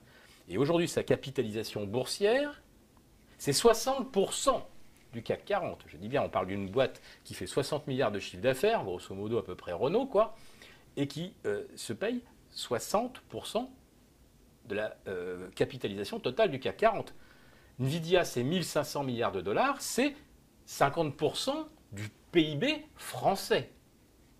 Et les gens continuent d'acheter. Ce n'est pas des gens, non. C'est des algos. C'est des algos. Et ce qu'on constate, c'est que les algos achètent ce qui monte et écrèment ce qui ne monte pas. C'est une logique financière pure. Donc on est à 25 fois le chiffre d'affaires de Nvidia, mais pourquoi pas 30 ou 40? Ça ne s'est jamais vu dans l'histoire. Moi, je pense que ça se terminera mal, mais tous les jours, j'ai tort. Tous les jours, j'ai tort. Et 50 fois les bénéfices des GAFAM, ça veut dire qu'il faut 50 ans de génération pour espérer revoir sa mise, même en encaissant les dividendes. On m'explique que c'est une bonne affaire. Voilà. Et par contre, l'immobilier à 1% de rendement et encore sur Paris, là par contre on m'explique qu'il ne faut pas en faire. Donc on me dit d'acheter quelque chose qui se paye 75 fois les bénéfices, mais on me dit de ne pas faire d'immobilier parce qu'à 1%, c'est pas rentable. Alors il y a un moment quand même, j'avoue que j'ai des doutes. Parce que la rentabilité des GAFAM, elle est pas de 1%, hein, elle est de 0,5%. Voilà. Donc je me dis quand même, est-ce qu'il y a un moment, est-ce que l'immobilier, c'est dans cette optique de faire du rendement, d'encaisser des flux, parce que c'est ça, on achète des actions pour encaisser des flux, on n'encaisse que dalle. Quand on achète Amazon, Apple, Microsoft, il n'y a rien, enfin, vous ne touchez rien. Donc l'immobilier, je pense que j'ai encore quelque chose, alors pas sur Paris, mais peut-être qu'en province, on a raison de penser qu'en province, il y a peut-être moyen d'obtenir encore des 5-7% de rendement. Je ne sais pas, est-ce que c'est... Ouais, 5-7% non, ça c'est sûr. Comme je rebondis sur ton histoire de bourse en disant tous les jours t'as tort, oui tous les jours t'as tort, mais un jour tu auras raison, ça j'en prends le pari en fait, et on aura un truc à la 29, dont on se remettra aussi, mais enfin qui sera une sacrée claque pour tous les investisseurs. Moi, je prendrai ma retraite du jour au lendemain. Puisque au bout d'un moment... Mais rassure-toi aussi, à ce moment-là, on t'expliquera, on ne pouvait pas prévoir. Hein. Mais qu'est-ce qui va déclencher ce moment? Parce que ça fait quand même longtemps qu'on l'a. Ça, on ne peut jamais savoir.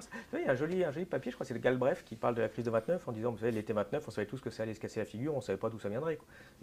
Et il dit même, et puis à la rigueur, peu importe d'où c'est venu, oui, vous voyez une direction. Alors après, comment ça s'écroule, c'est les choix, c'est les joies de... c'est les joies du futur. Les prévisions sont difficiles, surtout en ce qui concerne l'avenir, hein, comme disait aussi regretté Jacques Chirac. Mais oui, Hélène aussi. Mais ça peut être n'importe quoi. Ça peut être on va regarder pour 2022, pendant des années, là aussi, on a dit attention, il se passe des trucs graves en Ukraine, discussion, machin. Bon, on a dit laisse, on fait ce qu'on veut, on va gérer le truc. Et puis, un jour, c'est alors tout ça. Les accords de Minsk, voilà.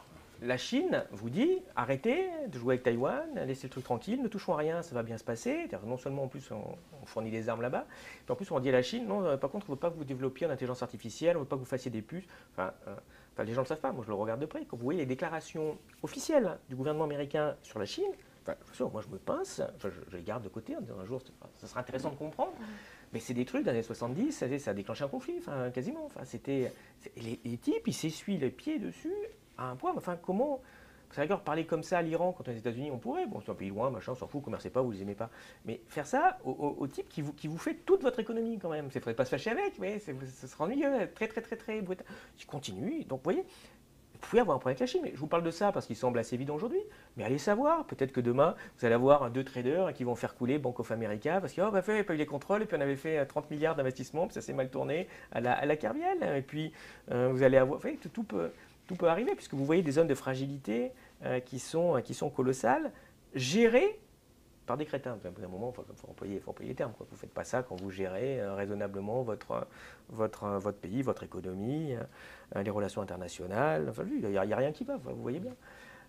Donc c'est ce genre de truc qui peut se produire et créer des gros problèmes financiers. Bon, après, hélas, je pense qu'on est arrivé à un point vraiment de surendettement. J'en sais rien, peut-être que je me trompe, mais je pense que même ce que fait notre ami Bruno Le Maire, là il dit bon, je vais essayer de réduire un peu le truc, oui c'est bien d'arrêter de faire 5% de déficit, il dit ouais, je vais faire 4 ou 3, ce qui est encore colossal. Hein. En théorie, il faudrait moins avoir des excédents pour rembourser les déficits qu'on a fait. Et je pense qu'on est arrivé au stade où c'est pratiquement plus possible de reprendre le contrôle de la dette. C'est-à-dire que possiblement, si vous dites je vais diminuer alors que ce soit les dépenses ou soit les subventions que vous donnez diverses et variées de 50 milliards pour améliorer la situation, je pense que vous allez induire des problèmes sur l'économie qui vont faire que l'économie va ralentir, qui vont faire que donc vos recettes vont diminuer et si ça se trouve, vous allez avoir 60 de recettes en moins quand vous avez essayé de diminuer de 50 les dépenses. Vous êtes sur un système de surendettement, vous n'arrivez plus. Vous avez tellement subventionné votre système économique qui est en bout de course dans sa forme actuelle que dès que vous avez essayé d'améliorer la situation, vous n'y arrivez pas. Et donc ça veut dire que dans ce cas-là, votre seule solution, c'est de continuer. En fait, c'est du Madoff. En fait, c'est ces systèmes de Ponzi. Quand vous vous continuez. C'est la désintégration de la monnaie.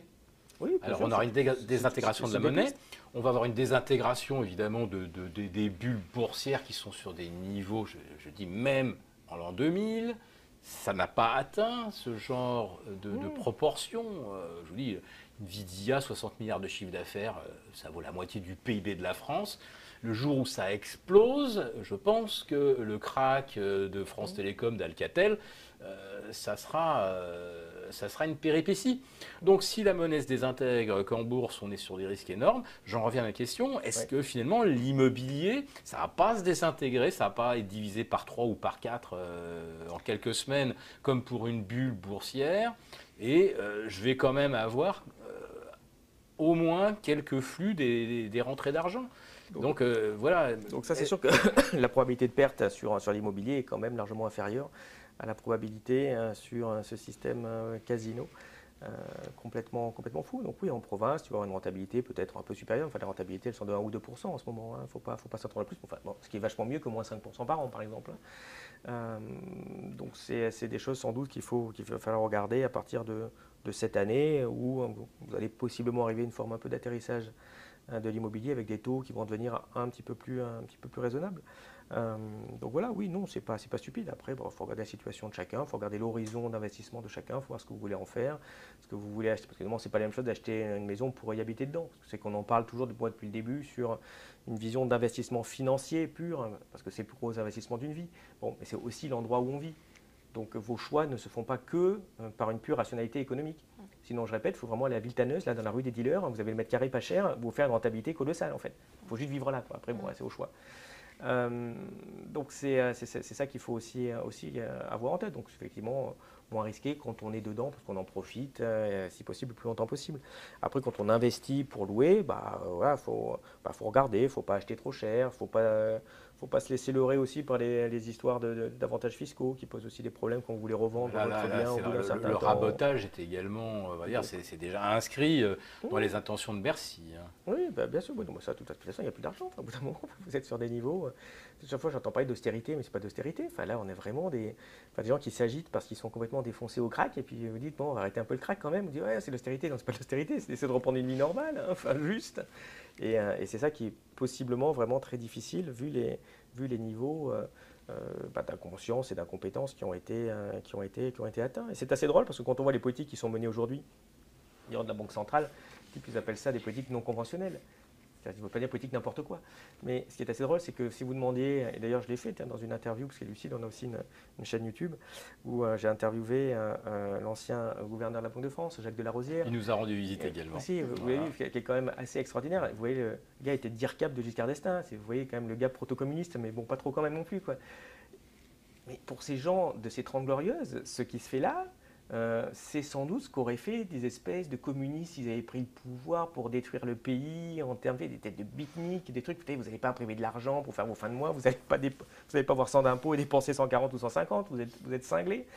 Et justement, il racontait, je ne sais pas si vous l'avez fait aussi, mais que quand il va voir un peu des banquiers centraux actuels, il dit, en gros, il ne veut pas m'écouter, il me dit, il fait chier le vieux, et puis rentre chez toi. Alors que vous avez des gens qui ont géré très très bien le pays pendant les 30 glorieuses, alors que nous, on est en train de le détruire, mais pièce après pièce, oui, qui sont phénoménales. Et donc, si la solution ne peut pas venir du gouvernement, parce que plus de retour en arrière possible, est-ce qu'elle peut venir du peuple, par exemple?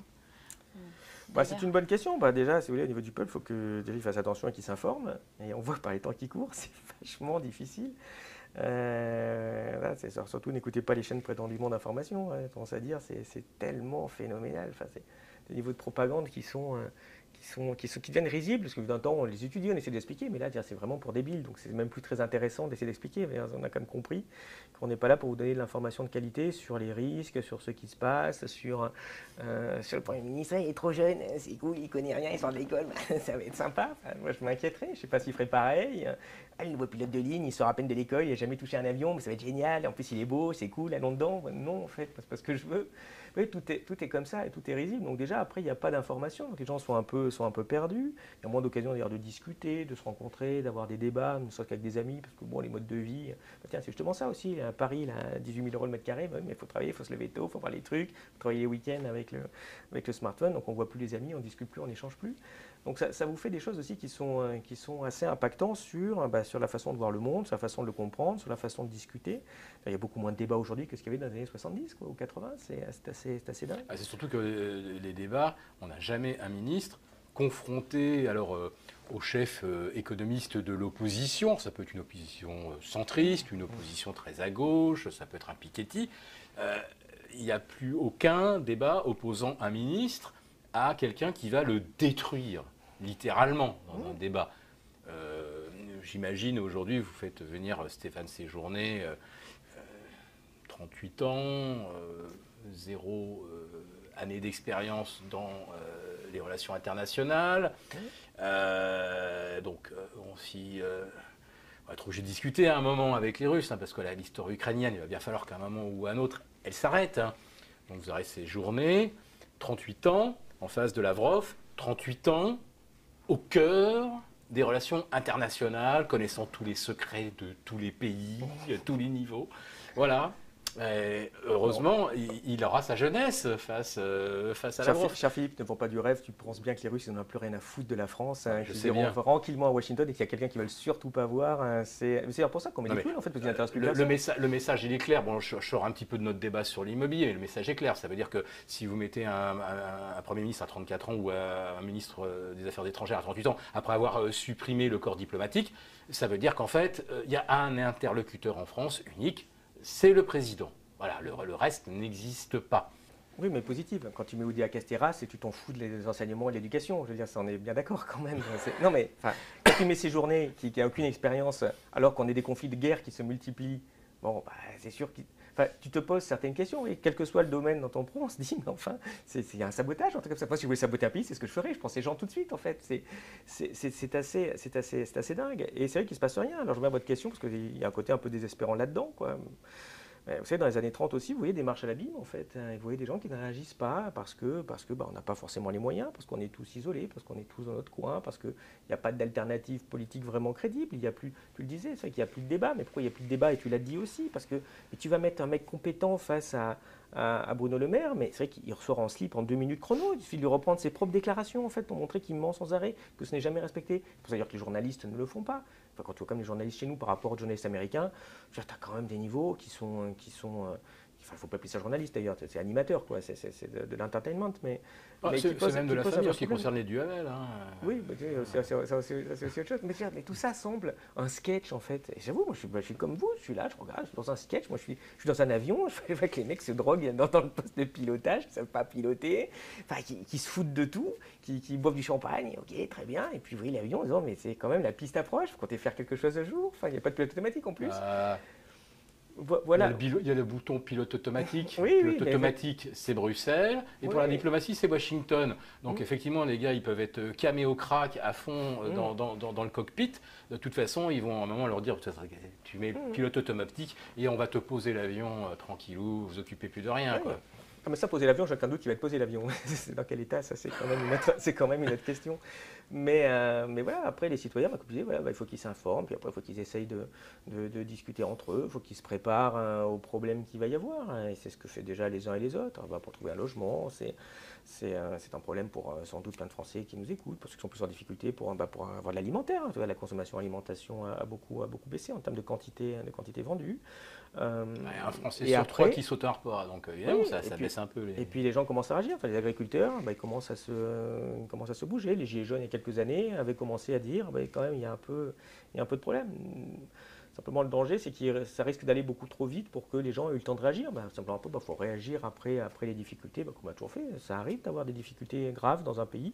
Et là, c'est même la règle. C'est plutôt tous les 50, 60 ans. Là, ça aura tenu 80, 90 ans, sans doute. Mais en tout cas, pour la jeune génération aussi, faut pas qu'ils désespèrent, parce qu'il y a quand même heureusement un avenir, j'espère plutôt sympa pour eux, s'ils détruisent vraiment pas tout au gouvernement actuel, mais ce ne sera pas, comme je le disais tout à l'heure, les États-Unis qui reprolongent tranquillement leur courbe sur ça fait 50 ans que c'est comme ça va continuer pendant 50 ans. Bon, ça fera aussi des opportunités et j'espère sans doute des meilleures gestions et des meilleurs gouvernants. Mais c'est quelque chose d'assez cyclique aussi quand tu regardes ces choses-là. Tu t'aperçois qu'il y a des générations qui vont gérer très bien le pays, donc ça va bien. Et puis la génération suivante, comme ça va très bien, à la rigueur, ils s'en foutent un peu de gérer le pays, donc ils commencent à faire des choses à gauche, à droite. Les petits-enfants, ils se foutent un peu de tout, ils commencent à dire, ils nous emmerdent, le vieux, la Rosière avec son truc, pourquoi on ne créerait pas de la monnaie, on est capable, regarde, ça se passe très bien. Et puis un jour, ils le font, et puis comme c'est des crétins, évidemment, ça plante le pays, et donc vous avez des difficultés. Ça veut dire que la génération qui suit se dit non, quand même, il y a peut-être mieux à faire que d'aller même gagner de l'argent chez Goldman Sachs, gérer le pays, aller dans les structures de l'État, c'est quelque chose d'important aussi. Il faut voir, je voudrais juste te dire ça aussi, parce que les gens comprennent peut-être pas bien, parce qu'ils ne le voient pas, mais le fait qu'on ait des crétins pareils, on pourrait dire, pas de chance, c'est chez nous, c'est Macron, ces trucs, c'est vrai en partie, mais tu regardes, pareil en Angleterre, c'est pareil en Italie, c'est aux États-Unis, on n'est même pas sûr que le président soit encore vivant, les médecins ne sont pas tous d'accord, c'est quand même gênant. Il y a un côté très URSS dans ce qui se passe. Quand vous voyez, regardez ça, les pénuries, l'incapacité à débattre. Je disais un peu en rigolant au début, c'est de plus en plus vrai, ces choses-là. Donc on a une déliquescence qui veut bien dire quelque chose. Pourquoi il se passe ça? Il ne se passe pas ça au Brésil ou dans d'autres pays. Vous avez aussi une évaporation du pouvoir. Donc vous avez de moins en moins de démocratie, vous avez des États qui sont de plus en plus liés par des accords de libre-échange, puis quand on est chez nous avec l'Union européenne, là c'est sûr que vous avez un système qui est fait dès le début pour qu'il n'y ait pas de démocratie, mais qui était fait au début pour pour une espèce de, d'aristocratie, voilà, c'est le terme que je cherchais, qui était des gens, peut-être à la Rosière, qui gèrent... Plutocratie, moi, en tête. Oui, mais tu peux aussi, mais je parlais vraiment de la qualité des gens. C'était vraiment, quand tu regardes un Jean Monnet par exemple, c'était vraiment quelqu'un qui avait dans l'idée, les gens sont un peu cucus, laissez-nous faire, nous on est super compétents, on va bien gérer le pays. Alors c'est complètement antidémocratique, mais c'était des gens compétents quand même à l'époque, qui ont quand même fait les 30 Glorieuses. Donc dans une vision non démocratique, c'est quand même des gens qui pouvaient gérer Jean Monnet n'a jamais oublié quand même les intérêts des Américains. Oui, bien sûr, mais je parle de l'optique en fait, cette optique qui était là, c'est une optique qui est vraiment aristocratique. Mais là, on est passé maintenant à l'espèce de cacocratie. C'est même plus des gens qui sont censés être bons qui gèrent en se foutant du peuple. C'est vraiment maintenant, on est arrivé au stade où c'est vraiment des imbéciles qui gèrent. Pourquoi? Parce que les gens compétents, ils ne vont plus là.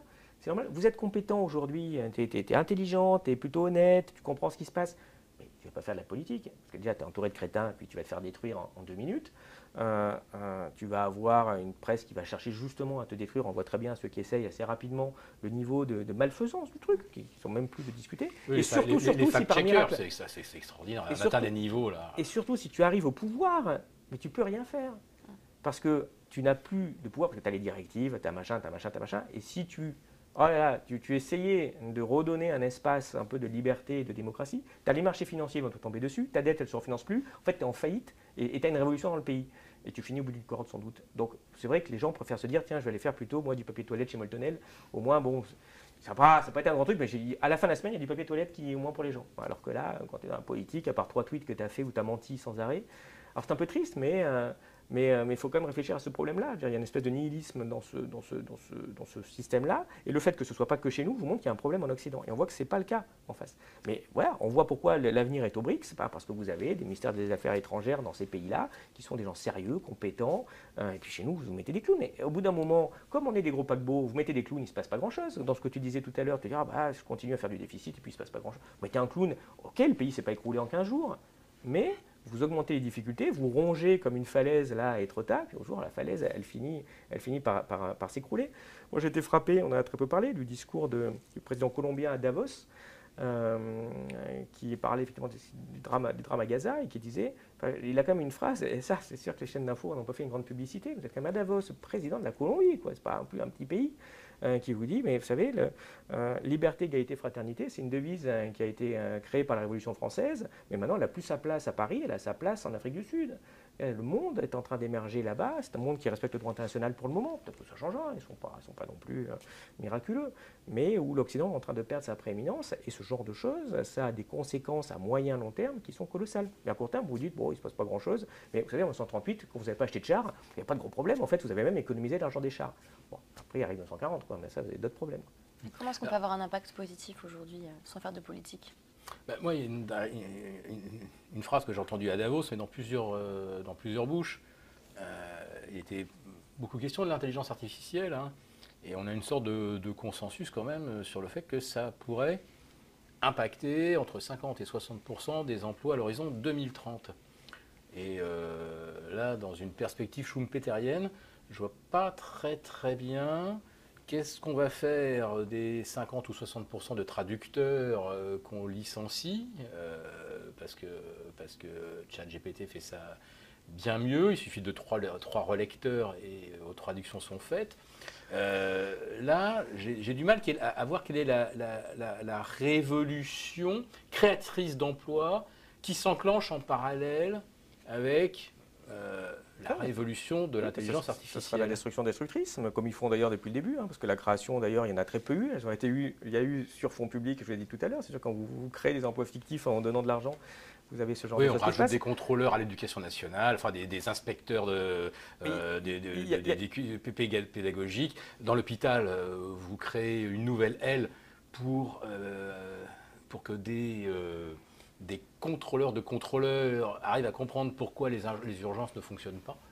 Voilà. Et il y a 15 jours, parce que tu parles d'intelligence artificielle, il y a une étude de Google qui est très intéressante et qui montre qu'un médecin aidé par intelligence artificielle diagnostique beaucoup mieux qu'un médecin tout seul.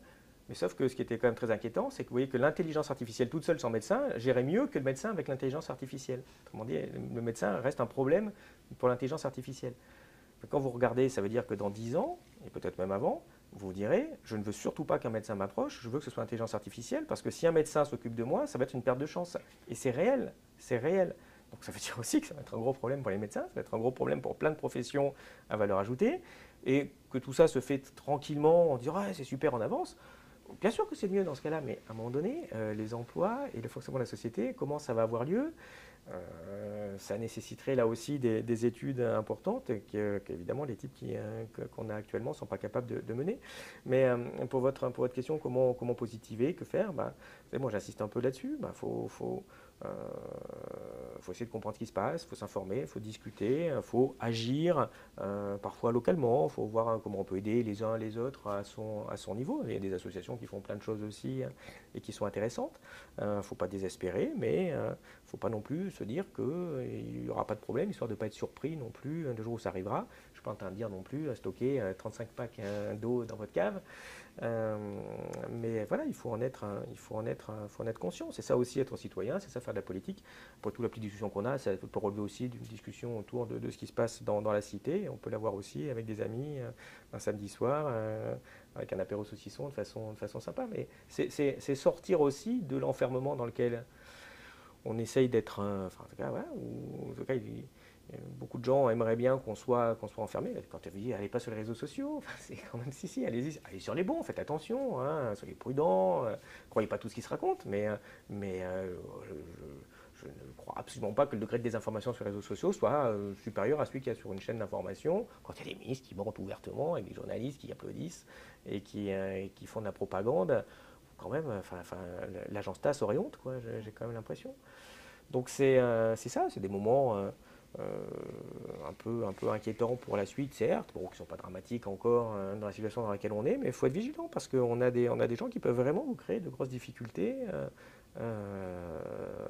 par leur incompétence, puisqu'ils ne sont pas du tout à leur place. Alors, l'intelligence artificielle, donc si ça aboutit effectivement à une destruction d'emplois, et je peux déjà vous le dire, parmi ceux qui nous écoutent là, le secteur bancaire, ça va être un bain de sang. Voilà, je pense que tout le monde est à peu près d'accord là-dessus. Est-ce qu'à un moment, le principe de réalité, c'est pas de se dire que qu'est-ce qui crée de l'emploi pas délocalisable et qui répond à un vrai besoin? Dans un pays où il y a pénurie de logements, on a, je crois, ces 15 ans de liste d'attente pour espérer obtenir un logement social, donc une génération. Est-ce que le principe de réalité, c'est pas de se dire que finalement, construire un peu, soutenir l'immobilier, ça ne serait pas une façon quand même de contrecarrer énormément de pertes d'emplois qui se profilent. Et là, ça ne sera pas remplacé par des Chinois, par des Roumains, etc. Donc, on voit que le secteur de la construction est aussi sinistré, parce que depuis le début, bon, j'ai tendance à parler moi de l'achat de seconde main, mais évidemment la vraie valeur ajoutée de la construction, de l'immobilier, c'est la construction de nouveaux logements. Mais on voit qu'ils sont plombés par les problématiques de financement dont on a parlé, primo, mais c'est sûr qu'au prix... Et par une hostilité affichée par l'Élysée et Bercy. Il y a peut-être un moment où pour éviter le chaos, on est obligé de prendre des décisions intelligentes. Oui. Au dernier moment. Mais ils sont plombés aussi par l'explosion des coûts de la construction, parce que le ciment coûte beaucoup plus cher depuis la guerre en Ukraine, etc. Enfin, ça a considérablement augmenté les coûts de la construction. Puis quand vous regardez les prix d'un logement neuf dans aussi plein d'endroits, ça devient tellement cher que les gens n'ont pas les moyens d'acheter. Donc c'est de plus en plus difficile de vendre. Donc aussi par où je prends le circuit. La décision rationnelle, ce serait de mener une politique pour faire fortement baisser les prix de l'immobilier, pour les raisons que j'ai évoquées tout à l'heure. Mais on voit bien que politiquement, c'est pas vendable, et puis deux, les gens ne seraient pas contents, parce qu'ils ne se rendraient pas compte que, malgré tout, en fait, ils ne perdent pas grand-chose, eux, personnellement, et que si vous regardez par rapport à vos descendants, c'est même favorable en vrai pour tout le monde. Je reviens, c'est un exemple qui est plus proche de l'Allemagne que de ce qui se fait nous. Mais oui, c'est sûr que là, s'ils essayent de vendre... J'ai vu quoi? J'ai vu qu'ils avaient du mal à vendre le village olympique qu'ils ont construit un peu au milieu de nulle part. Et que vous regardez les prix, c'est risible. Mais qui va acheter ça? Et à quelles conditions? Vous êtes quasiment une moins-value certaine à 10 ans quand vous allez là-dedans. Ils sont en train de baisser un peu les prix. Mais c'est sûr que si les prix baissaient de 30 ou 40% en termes d'immobilier, il y aurait beaucoup plus de rentabilité locative. Donc tu pourrais, pour le coup, récupérer des rentabilités de 3, 4, 5% par an avec les loyers actuels. C'est ça la source. Il y a une espèce de captation comme ça qui est générationnelle et qui est, j'allais dire, de classe par les plus riches, qui est phénoménale quand on la regarde. Mais ça, c'est un dilemme classique en politique. L'intérêt général vous dit vraiment qu'il faut aller à gauche, et puis vous allez à droite, parce que c'est l'intérêt politique plutôt immédiat, voire personnel. Parce que le cœur de votre électoral a plus de 60 ans, et voilà, vous n'allez pas... Oui, mais je répète... tirer dans le dos. Oui, on ne tire pas dans le dos, mais je répète, il sera à l'EHPAD avec ses 600 000 euros sur un contrat d'assurance vie qui, s'il n'est pas nitraté un rouleau par de l'inflation ou par une problématique, sera donné aux petits-enfants qui auront 600 000 euros chouettes, mais qui devront acheter un appartement 600 000 euros et 300 000 euros. Donc au final, qu'est-ce que ça a vraiment changé, ces histoires-là? Ça a changé certaines situations individuelles. Certains retraités finiront effectivement par avoir eu beaucoup d'argent de façon totalement indue, sans aucune raison. Mais il y a une contrepartie, c'est-à-dire le jeu de la somme nulle. Ça veut dire qu'il y a des jeunes ménages, des jeunes gens qui payent beaucoup plus cher et qui ont une vie un peu moins sympa pour financer la balade sur le nouveau paquebot pour aller polluer la planète à l'autre bout de la planète. C'est ça, mais c'est une mauvaise gestion de plus. Mais il n'y a qu'à regarder vous soulevez n'importe quoi. Revenons pas à l'éducation, il y a des analphabètes qu'on produit. Et quel avenir sur un pays d'analphabètes? C'est pas terrible par rapport à d'autres pays. En tout cas, il faut continuer à s'instruire et essayer Ben de- oui, c'est ça, à s'informer, à s'instruire, à lire des livres, mine de rien, parce que c'est quand même super utile. Il y a comme des trucs qui sont vraiment très très très, très bien faits et on apprend beaucoup plus qu'en une semaine d'Hanouna, oui, ça c'est sûr. C'est sûr. Bon, écoutez, merci beaucoup pour cet échange. C'était très très intéressant, très riche. J'espère qu'on vous verra sur cette chaîne prochainement. Eh ben, avec plaisir. Merci à tous d'avoir regardé cette vidéo et pour plus de contenu, je vous invite à télécharger le rapport rédigé par Olivier Berruyer et Philippe Béchade qui est accessible en cliquant sur le lien dans la description de la vidéo. On se retrouve tout de suite dans les commentaires et je vous dis à très bientôt pour un prochain entretien.